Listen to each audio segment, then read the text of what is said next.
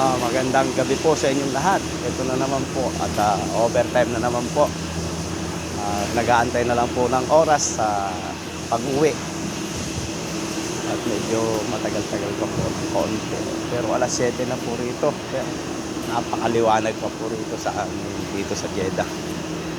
Kaya po ito papasyal-pasyal. Papahinga na po. Magandang gabi po sa inyong lahat, ating mga kalapatid dyan sa ayun po, may nagtatrabaho pa dito po sa company ito. Ito ang buhay namin na OFW, trabaho, bahay, tulog. Makakapasyal lang po sa Balad City pagdating po ng araw ng sahod, ng katapusan. Yun lang po makakapamasyal na kaunting oras ating mga kalapatid. Ito po at ako naglalakad-lakad na. Gaantay na lang po ng bus papauwi ho ng building sa Bilya.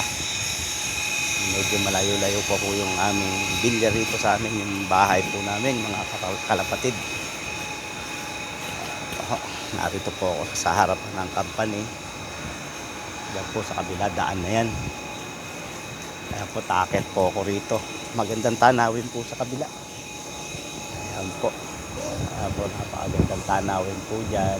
Napakalawak po yan. Ayan po yung industrial dito sa amin sa Jeddah. Ayan o.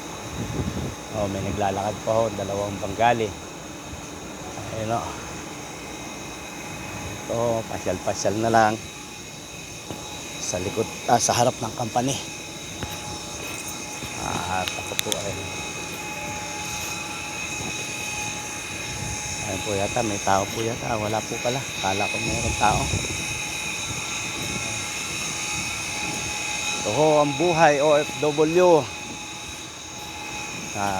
Sinasabi nila mapera ang OFW ko. Hindi po. Pagdating lang po ng sahod, nakakahawak ng pera. Pagka sahod, pupunta na po kagad sa padalahan sa Balad City at para po may paabot sa aming pamilya sa Pilipinas.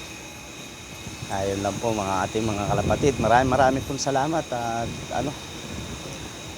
dito sa maikling video, sana po ay mapanood ninyo at i-upload po ito sa YouTube at saka sa Reels.